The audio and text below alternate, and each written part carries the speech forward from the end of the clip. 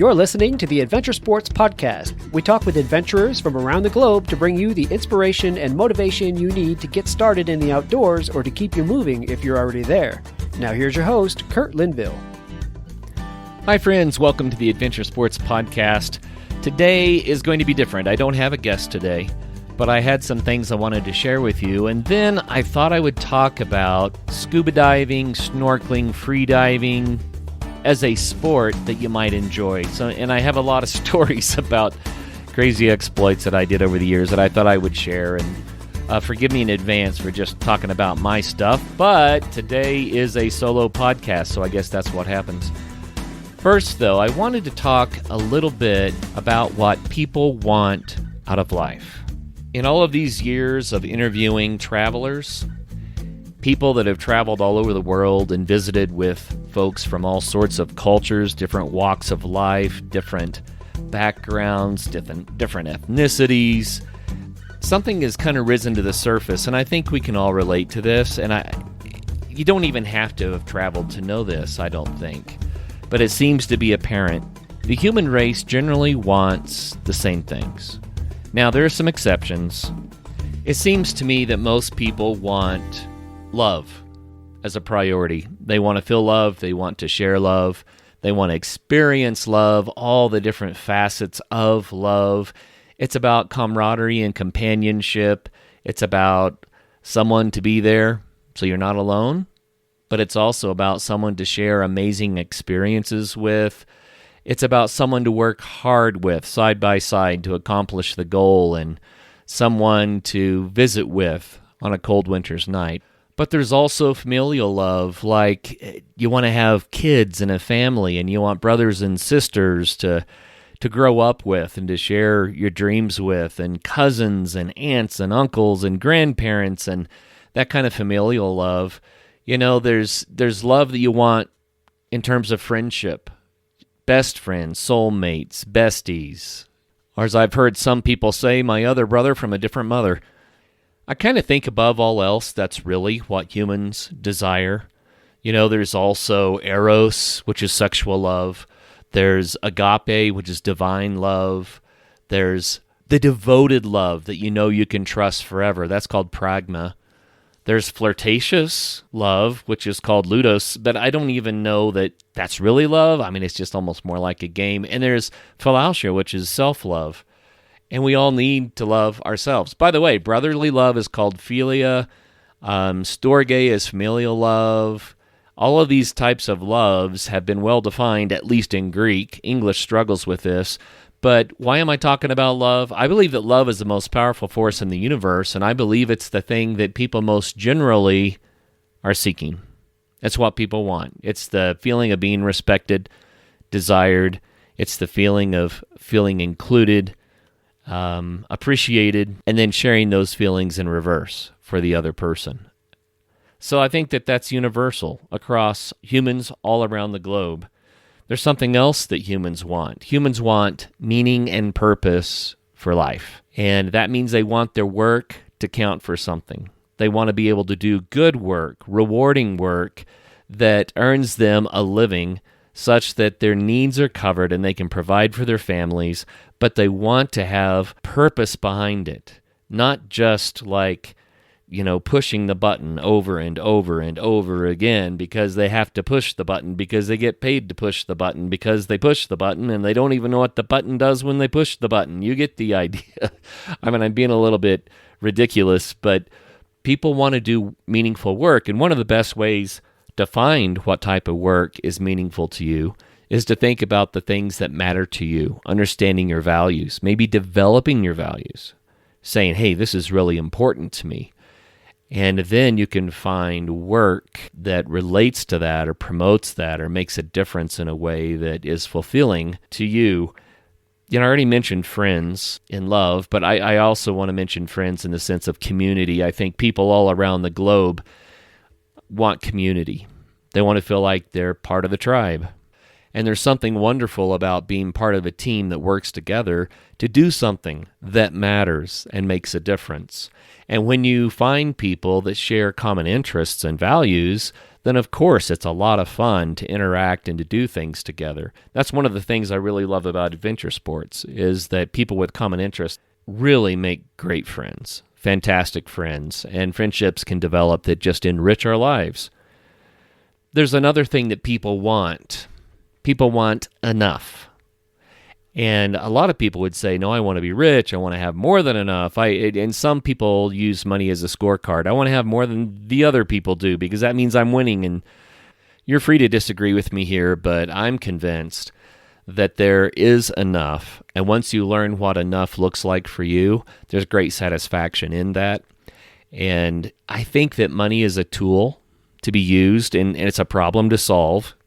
The lack of money can obviously be very, very difficult, but having enough doesn't mean you have to be rich. It means that your needs are met and that you can do the things that you want to do if you work hard to get them done. And I really believe that understanding what enough is for you is one of life's secrets. It's one of the secrets to having an enjoyable, meaningful life. And so many of the guests on the Adventure Sports Podcast seem like they kind of sorted that out over the years. We just have a lot of people that are doing things that they love to do, doing things with people they love to do things with, and they're not chasing after riches. Instead, they're doing what they love, and they're getting by with whatever their enough is. And that enough will change. I mean, if you have a family to raise, you need more. If you have a large family to raise, you need even more. If you have more people that you're caring for and taking care of, extended family, then you need more. But there is a level which is enough. And I think it's important to realize when you reach that level, sure, you might want a little more for this or that. It may be a fancier trip or a different car or, a bigger retirement account. I mean, everybody could look for things beyond their current level and say, that would be nice. But when you get to the point where you can look at it and say, you know what, my needs are met. I'm able to do the things I love to do. Not everything. I have to make choices, but this is okay. This is enough. Then there's great satisfaction in that. But let me kind of recap. People are looking for things in this world, and generally they want friendship, they want love, they want family, they want meaning and purpose, they want rewarding work, and they want enough. I don't even remember who it was, but sometime in the last year, someone said to me, you have to ask for what you want. And I found it very fascinating because I have worked very, very hard, all my life for the things that I want. But when they said you have to ask for what you want, you can take that a lot of ways. You could say, I'm throwing this out to the universe. This is what I want. Or it might mean, no, I've got to ask my boss for what I want. I want this opportunity. I want this level of pay. I want this education in my career. It could be that you need to ask your wife or your husband for what you want in the relationship, in a loving and understanding way, of course. It might be that you need to express to some of your friends what it is that you want. People don't always automatically know what makes us tick. You might need to ask God for what you want, right? Sometimes you have to ask others for what you want. Now, that's not the same thing as begging or trying to get people to give you things that you haven't earned. That's different. But if you don't express what your goals are, then other people that share common goals will never know, perhaps. And they won't know that the two goals connect and you could work together to accomplish great things. So I want to share with you a little bit of what I want. You probably know that I have a day job, and taking over the podcast again has been a huge load, and that's okay. It's a challenge that I planned for and I accepted and I wanted. But I have put in so many 12, 14, and 16-hour days in the last several weeks. I'm just going to be frank. It's going to be hard to maintain that work schedule and get any adventure in my own life. But what I want is to be able to continue to share adventure and adventure-based ideas and opportunities with others because I believe in the power of adventure for friendships, community, for love, for health, right? That's one we should have thrown on the list of things that people want. You don't think much about health until you don't have it, and then believe me, you want it because without good health, it can be tough. So what does that look like for the Adventure Sports Podcast? Well, as the podcast continues to grow, and by the way, it's growing well. It's doing really well, and I'm really excited about the momentum. But we have a ways to go to get to what I, quote-unquote, want. I would like to be able to take more days off from my day job so I can focus more on bringing great content to you and also sharing life experiences that I hope will be enriching for your lives. I really like the idea. I love the idea of sharing with others ideas that can help them. I am not so egotistical as to say that I think I have the answers, but I do have some ideas that might be worth exploring, and I would like to be able to do more of that. So how do we get from where we are now to there? Probably it means more revenue from the Adventure Sports Podcast. And I've talked a little bit about advertising in the past. Forgive me as I wax a little philosophical, but advertising is a way that people promote what they have to offer to others. And if people are promoting things of value that other people think are worth paying some money for, then it's a service that helps everybody. Connecting people that have a product or a service that would benefit others with the people that need that product or service, that's really what advertising is about. And it's easy to twist that because people are constantly trying to get your money. I know this. There are scams out there. There are people that are offering products that you really don't need and trying to convince you that you do. And, they try to create this want and this desire and this feeling of inadequacy inside of you, so you have to buy what they're offering so that you can be enough. You can feel like you're good enough or strong enough or sexy enough or fast enough. And I'm not talking about that. I don't want that. But the Adventure Sports Podcast has a platform that reaches thousands and thousands of people that are interested in outdoor adventure, that are interested in, just everything the outdoor industry has to offer.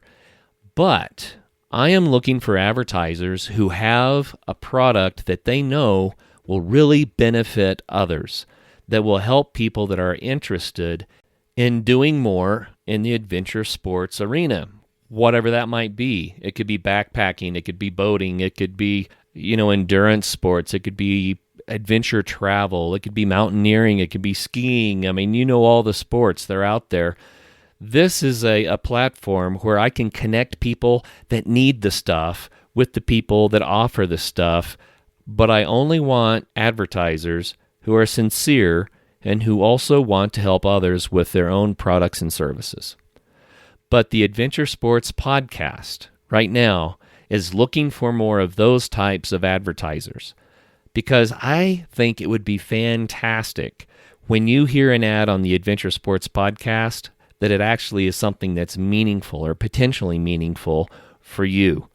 And so I'm looking for those sorts of advertisers, and I don't want to turn the Adventure Sports Podcast into some sort of an infomercial or this crazy commercial enterprise, but it needs to make enough revenue that it can, be sustainable.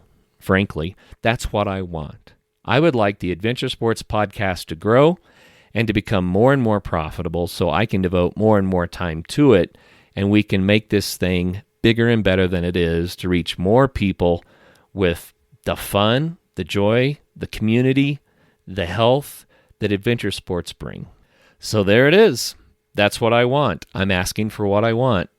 And if you have a product or a service out there that will benefit others, you sincerely want to make a difference, a positive difference in the world, and you would like to get the word out to the Adventure Sports Podcast family, then you know where to find me.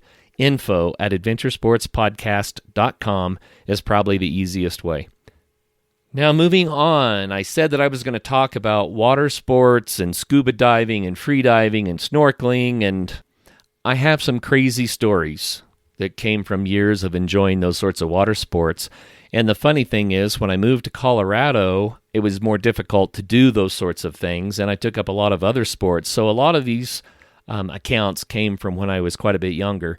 One of my first memories, and this is going to sound crazy, I don't know how old I was, probably 2 years old, maybe 3 years old, but my family was at a lake, and it was a place where there were some rock ledges that went down into the water, And my mom had put a life jacket on me, of course, and I was playing on one of these rock ledges. But I moved too far out, and my feet went out from under me, and I had nowhere to stand. I didn't know I had a life jacket on. As I called for help to my mom, she laughed and she said, "Swim, swim," because she knew I was perfectly safe. The crazy thing is, it's one of my first memories of water, and you might think, "Oh, sounds traumatic. No one was there to help you." Well, ultimately, she came and got me, of course. But what it did is it planted in me this idea that water was big and deep and adventurous in some way. It was mysterious and a little scary and fun, and I always loved water. My next memory comes a few years later. I was still quite young, maybe 4, and I was at a swimming pool. It was probably, 18 inches deep or something, but I was watching the big kids, and they were swinging their arms and kicking their feet and moving through the water and staying on top of it. And that kind of inspired me, and so I started trying to do the same thing. And at first it was just dog paddling, but by watching the bigger kids and trying it, suddenly I found myself swimming instead of just standing in the water, and that's how I learned to swim. That opened up so many doors. Later in life, in elementary school, my parents put me and my sister into swimming lessons, and we learned all the strokes and did all the things. And then later, like high school, I finally got my lifesaver certificate. And I never was a lifeguard, just never did choose to take the job. But I did learn more about how to be really proficient in the water and how to help other people who are struggling in the water. And that was also really cool. I guess the point is, I did a lot of water things as a kid. And growing up in northeastern Oklahoma, it's so hot there in the summertime, and there's so many bugs and ticks and things in the weeds that I spent a lot of time in the water. It's like, how do you go on a hike where you can stay cool and stay away from all the bugs? Well, you walk down a creek. And northeastern Oklahoma is in the foothills of the Ozark Mountains, and there are lots of clear-running streams and wonderful things to see, wild fish. And of course, when you're in these streams, you're not away from the snakes. They're there too, but they're not coming to get you, right? They're trying to get away from you. So it was an adventurous place to hike through the water and to be wet and cool and to enjoy the outdoors by exploring these miles and miles and miles of streams. And sometimes the walking became swimming. And then in the wintertime, it turned into, well, could I swim across the flooded creek when it's cold? What would it feel like to swim in the icy creek and to learn to do cold water swimming? All of these things were just a part of what I did for fun, a way that I could have my own little adventures. I remember the first time that I saw alligator gar swimming in one of the bigger streams, and these things are just, you guys know, these are prehistoric fish. They have teeth like you wouldn't believe. They do look like alligators almost, with these needle-sharp teeth sticking out the sides, and they have just leathery, thick skin with scales that are huge and like armor. They're crazy. I saw these fish, and I'm like, wow, what is that thing? And, these are the streams that I play in all the time. And then one day I picked up a snapping turtle. It was a big one. I could just barely pick it up. I grabbed it by the tail and I picked it up, and its back was toward my kneecaps. And snapping turtles raise their heads up to grab fish when they're ambushed predators, and so they can raise their heads way up and out to grab fish when the fish swim by. So I had positioned this turtle so it could take out my kneecaps very easily, and it tried. Made me jump, and I had to hold it far away from me because it was trying to literally grab onto my kneecaps and rip them off. It was an amazing animal, though, and it weighed probably 35 pounds. I don't know. It was really hard to pick up. I held it just for a moment, and I was fascinated by this, again, prehistoric type animal. And then I released it, of course, and let it swim away. But, these are my water experiences. Of course, my grandparents liked to take me fishing, and I loved to do anything that they wanted to do. And so sitting on the side of a river or a lake, enjoying the time with them and catching a few fish, that was such a rewarding activity and such a beautiful, beautiful time that I got to spend with my grandparents. I'm so thankful for that. So grateful for that time. The Adventure Sports Podcast has a new sponsor, Infinite Epigenetics. Now, I've turned down a lot of sponsors, actually, because I'm pretty picky about the sorts of things that I want to promote to my friends, you, the Adventure Sports Podcast family.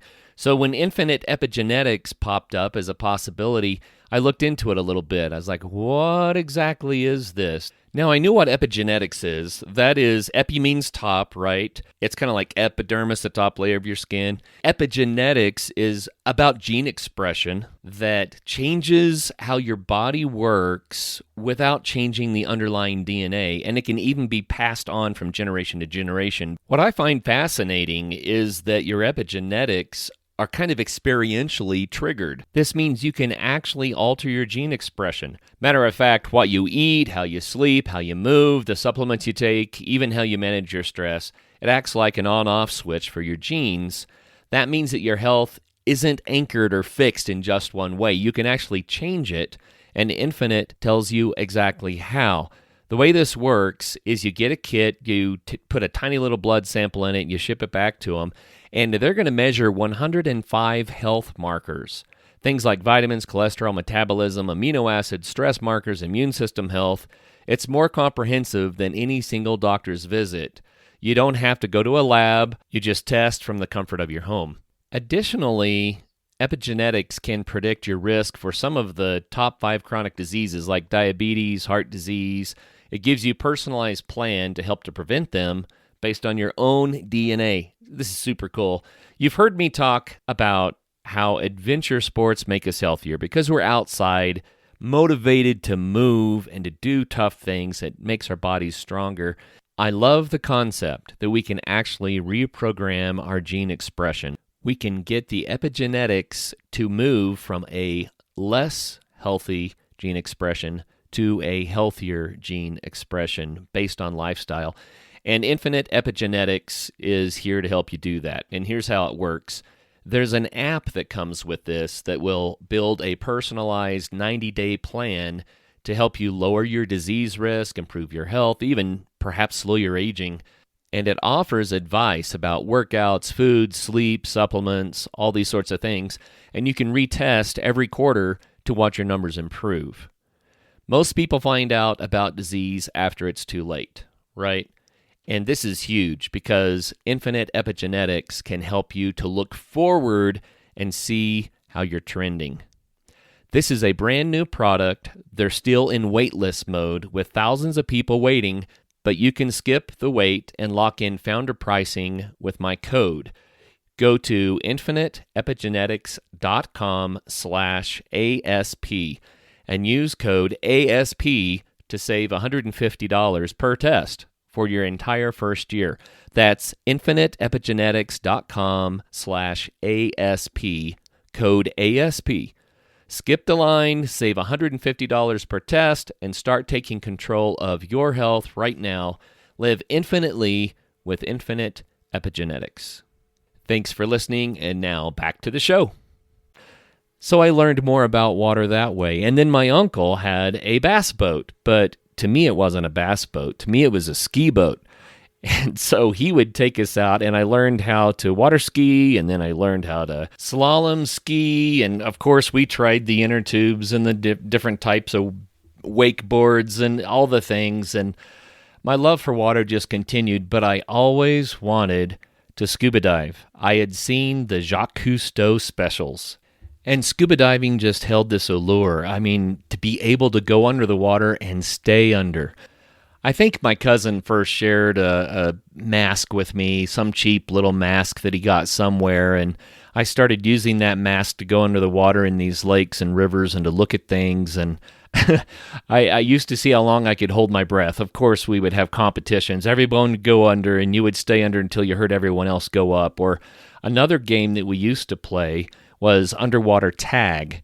So one person would have to go under the water, and they could only tag someone from under the water. And other people, of course, were trying to get away from this person who's hiding under the water and trying to sneak up behind people. And the way that you could tell where people were was by listening to their feet in the gravel or a splash that they would make. And we used to play that for hours, holding our breath, sneaking up on each other, grabbing each other, throwing each other up in the air, splashing back down. I mean, you get the picture, right?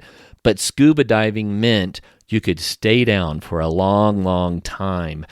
And I always wanted to scuba dive. Now, this next part of the story, I have to give you a caveat. I'm not sure that we were following all the rules, and it's probably not even advisable, but it worked out for me. My advice to you, if you want to become a scuba diver, is to go take the scuba diving certification course.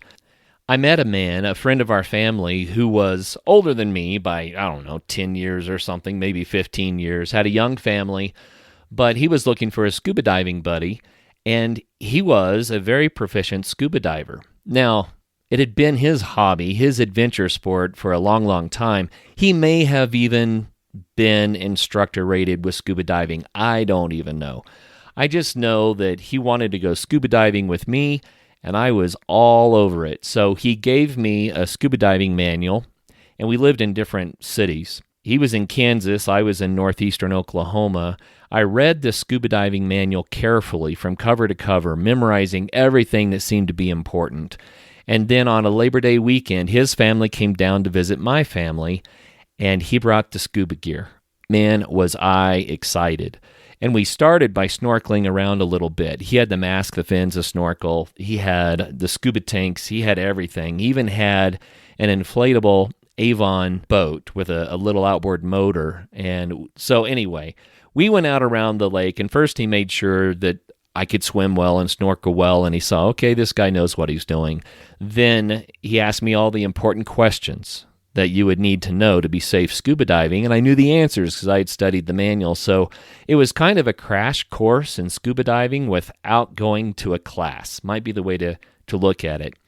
But he had some scuba tanks, 2 sets of them, and instead of being one 80 cubic foot tank, which is a very common thing, he had purchased steel tanks, and they were 40 cubic feet, but there were 3 of them together in a housing. So instead of the customary 80 cubes, we were getting 120 cubic feet of air.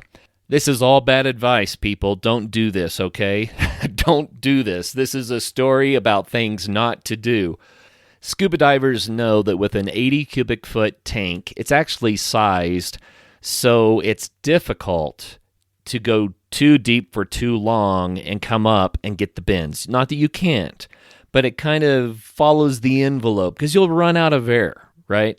But with 120 cubic feet, you can go too deep and you can stay down too long, and you can really get yourself in trouble if you don't pay attention. Let me add to the mayhem a little bit. We had depth gauge and pressure gauge to see how much air we had left.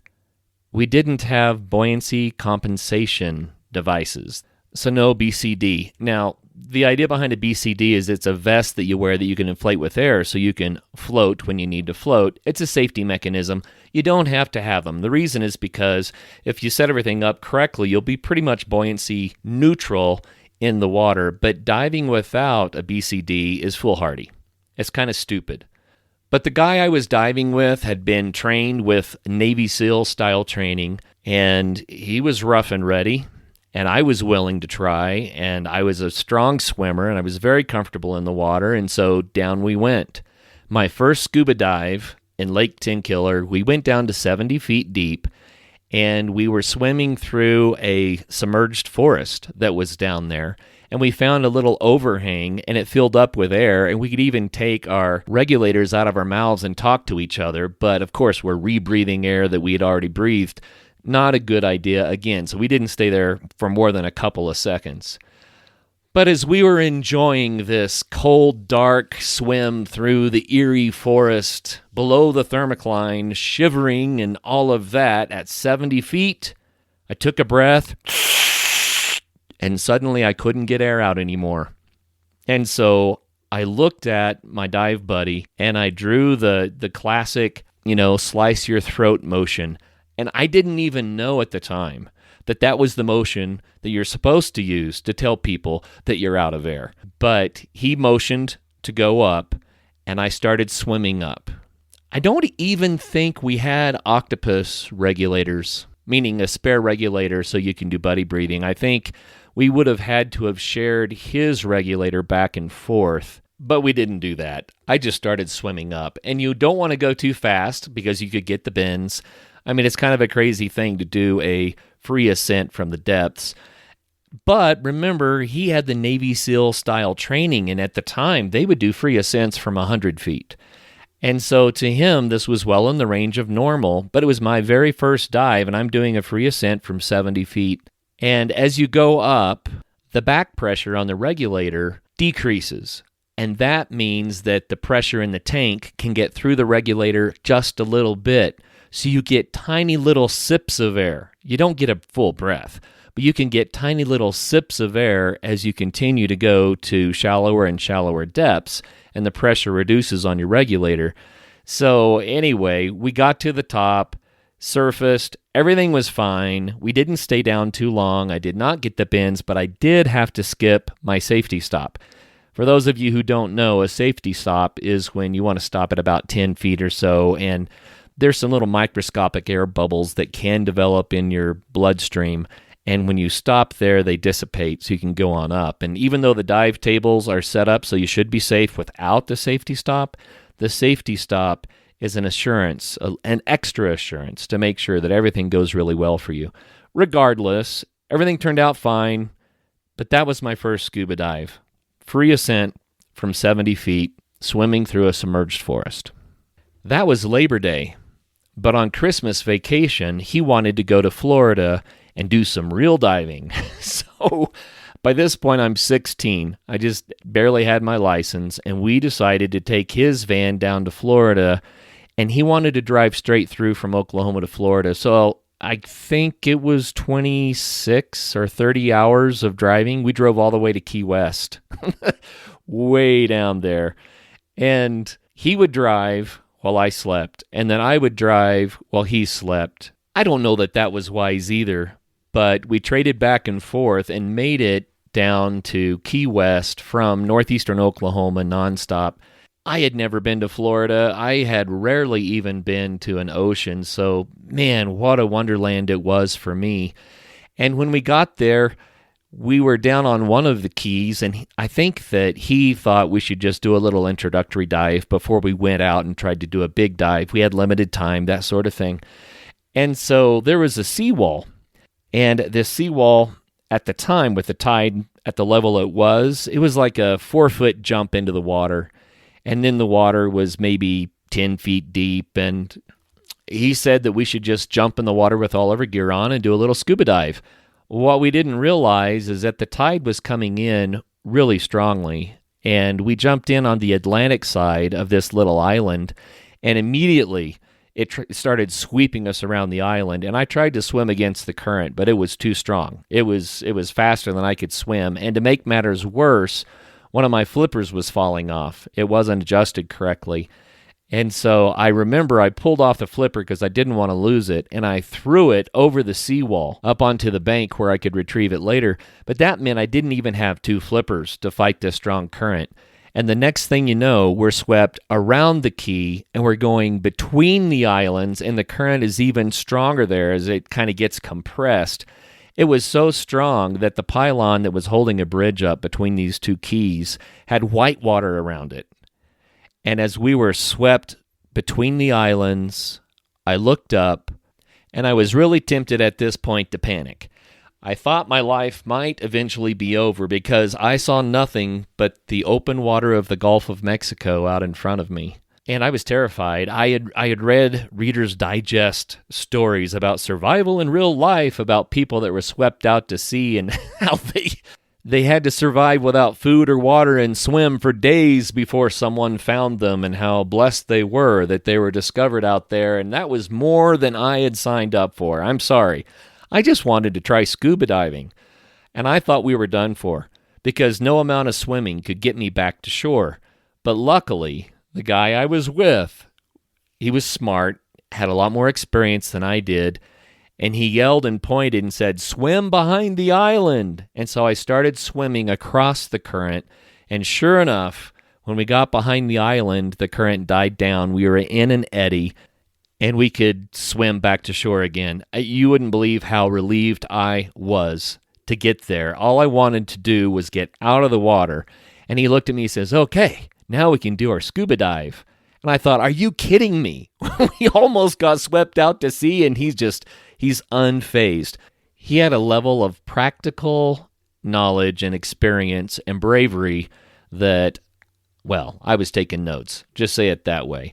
And then he noticed that I was missing a flipper, and he kind of came unglued because, of course, that was his flipper he had paid for. And I told him, no, it's on the bank on the other side of the island. And he says, well, then go get it. So I hiked around the island, got the flipper, came back, and yes, he convinced me to scuba dive in these conditions in the eddy of this island, and we had a nice little dive. So then we camped in the van, and the next day was the big scuba diving day. So we were in pinning camp off of Key Largo at that point, and we got out the Avon inflatable, which had been packed up, under a mattress in the back of the van, and we rolled it out, we pumped it full of air, we pulled the engine out, we mounted it, we put the wheels on it, we loaded it up with all the scuba gear, put on some wetsuits, put the boat in the water, and we headed out in Pinning Camp, Coral Reef State Park. There was a dive site that was about 7 miles out, and there was a tower there so that people could see where this reef was. Maybe it was a warning for ships to stay away from that area because it would have been shallower. But first we had to go through the mangrove forest and through all that estuary that, surrounds the islands often in Florida. And we got through all the mangroves, which just being in salt water was amazing to me. I was so excited, so amazed.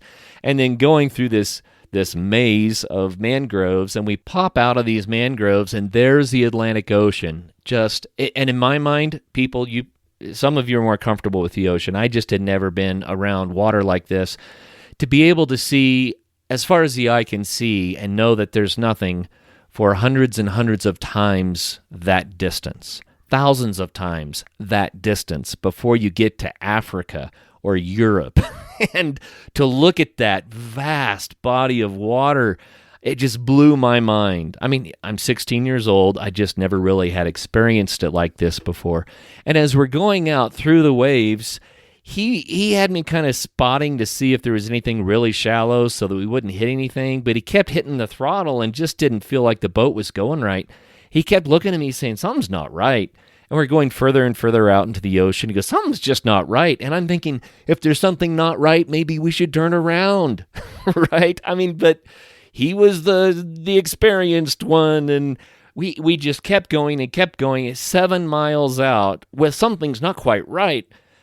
But we got to the dive spot, and we put on our scuba gear. We flipped backwards into the water. Of course, we anchored the boat.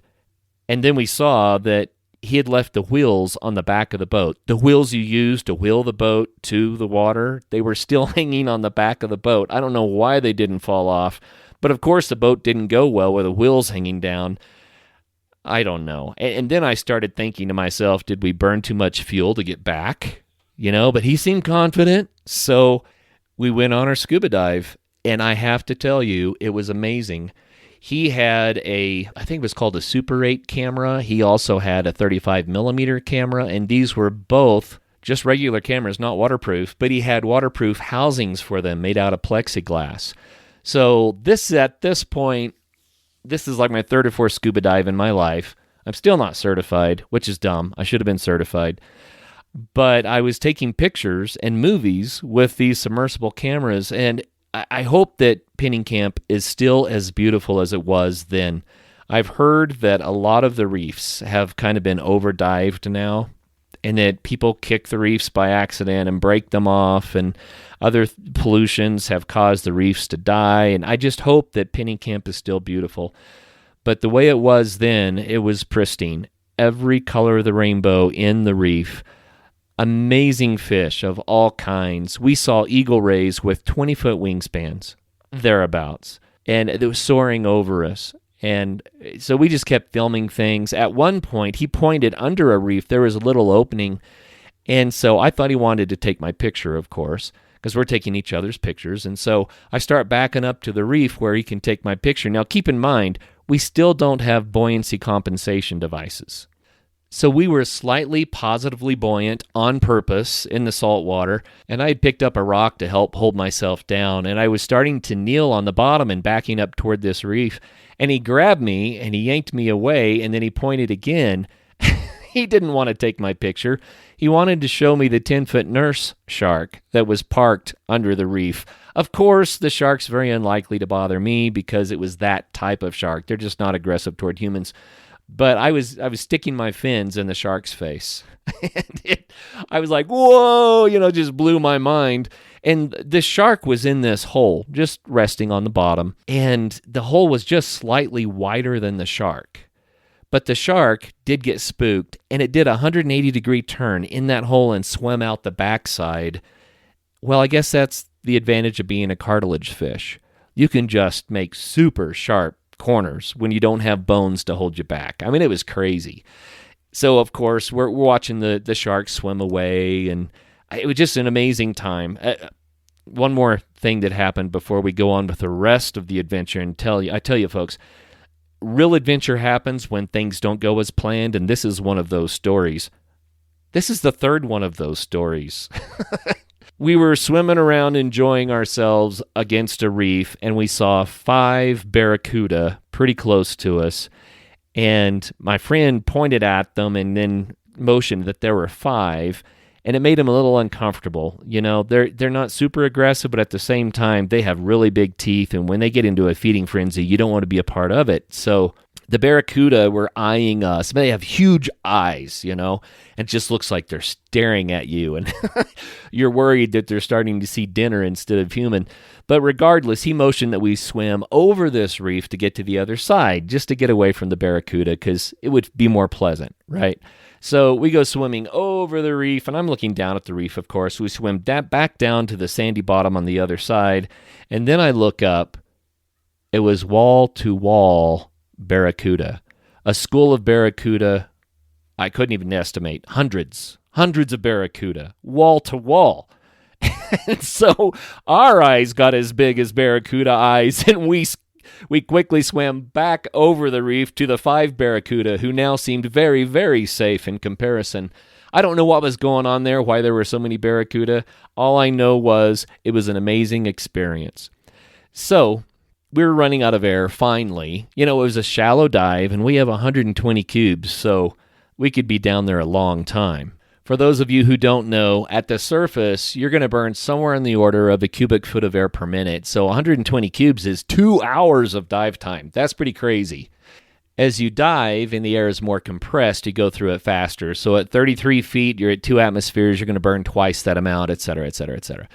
But anyway, we're running out of air after this extended shallow dive with all of these amazing experiences. We had been kind of exploring the ocean floor for a very long time, and it was a maze of coral and, all the things. So we needed to surface to see where the boat is. So we went up, and when we broke the surface, we were in about 6-foot, 7-foot seas. A storm had rolled in, and the waves had gotten large, and we could not see the boat. When a wave would lift us up, the boat was in a trough, and when we would be in the trough, all we could see was water on all sides. So the boat, as far as I could tell, was gone. And we're 7 miles out in the Atlantic, and I'm thinking, I thought that I was going to be lost at sea yesterday, and now I am lost at sea today. I was ready to panic again. But my friend, again, had a lot of experience. He had been paying better attention than I had, watching the lay of the seafloor, and so he said, let's go back down and we'll swim to the boat, because the waves were too big to fight at the surface. And remember, we don't have buoyancy compensation devices, so swimming at the surface is very difficult. My idea was to swim to that tower and climb the tower to see if we could see the boat. That, to me, sounded like safety. But he was convinced that he knew the way to go. I'm worried I'm going to run out of air, but we went back down, not very deep, maybe 20 feet, enough to get under the waves. And sure enough, he led us directly to the boat. It was amazing to me that he knew where the boat was. Few times in my life have I ever been as happy to see anything as I was to see that anchor line. So we made it back, crawled in the boat, got all the gear fastened down, and the waves are really rocking. And the wind is coming from the shore side, which was interesting. So that meant the waves are breaking toward us as we start going back toward shore. Now, this is a big storm. This is the kind of storm where they put out the small boat advisories, don't go out in your small boat. Well, we're in a 14-foot, 12-foot, I think it was a 14-foot inflatable, and it was very, very light in the front with the engine on the back, and he has to be at the back hanging on to the throttle and the tiller, to go back to shore. Well, as we start going in, the waves are breaking toward us, so they're extremely steep waves, and as the boat would crest the wave, the wind, which was a strong wind at this point, would hit the bottom of this inflatable boat and try to flip it, try to lift it off the wave and flip us upside down, which would have been horrible. So the first thing we did is we tried to move all the heavy gear to the front of the boat, up to the bow, to try to help hold it down. And then he learned that when he would crest the wave, he'd have to cut the throttle to try to minimize the amount of boat bow that would go up in the air. But it was going way the heck up there. And then he yells at me in the middle of this tempest, "Go to the front of the boat," because he wants more weight on the bow to try to hold it down. And of course, it had a bow line that we would use to secure the boat at a dock or something. So I'm holding on to the bow line, standing in the front of this inflatable boat, and it would go up one of these 6-7 foot waves, and the bow would go 6-7 feet in the air before it would finally start to drop. That meant that I was dropping like 10-12 feet with every wave, crashing down. And when the boat would hit the water, I was somewhere in the air above it. And then I would smack down and hit the boat. And of course, there's gear up there. It has planking in the flooring, but the pontoons that were inflatable were soft. So usually I would hit those pontoons and be okay.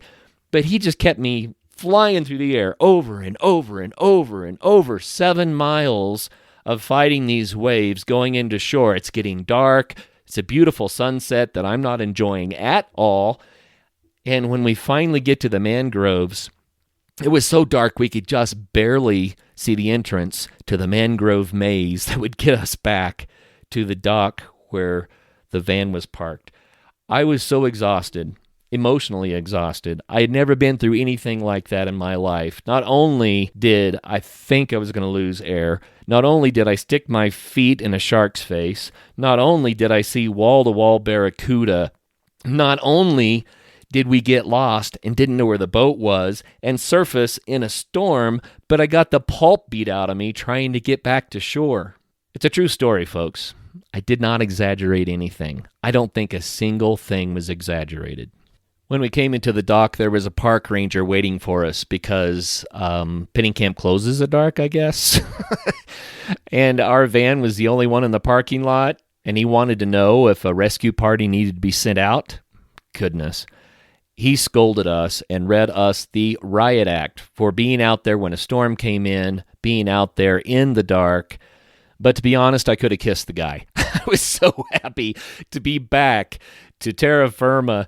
And so we loaded up the boat and all the gear in the van, and we drove down to a secluded area where we could spend the night, and we camped in the van again, and the next morning we couldn't move. I was so tired, beat up so badly. The whole day we just sat in the van and watched the whitecaps breaking out there. Of course, we didn't want to go back out into the wind and into the storm and fight those conditions in that little boat. And matter of fact, there are advisories saying stay in, don't go out. So, but still, I was so exhausted. I just felt so beat up, and it took a day just to recuperate. It was a beautiful sunny day. I remember we found a coconut that had floated up on the beach, and we dug into it with a knife and enjoyed the coconut. And what else did we do? We sat there. I'm going to say a special thank you to Gary.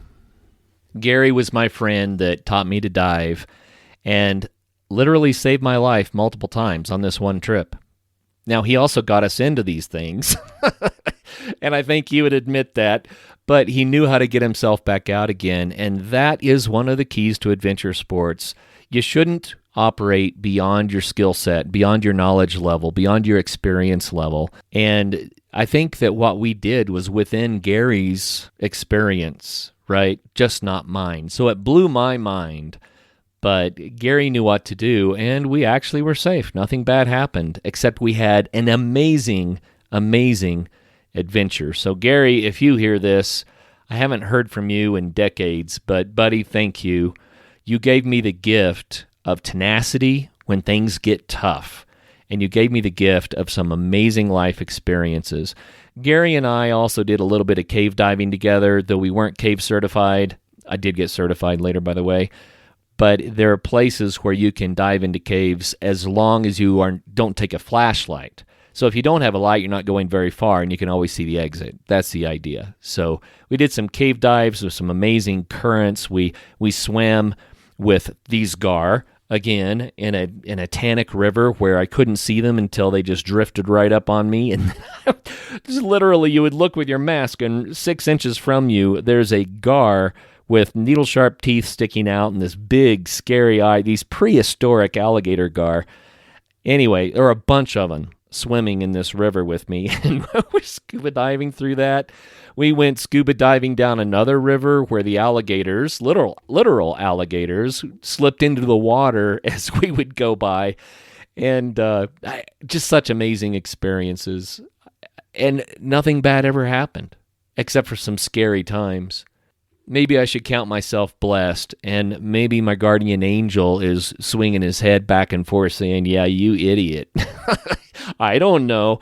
All I know is that it was an amazing, amazing thing as a young man, 16 years old, to be able to learn how to manage yourself in an emergency, learn to dig deep, to do what needed to be done, and even in unfamiliar environments.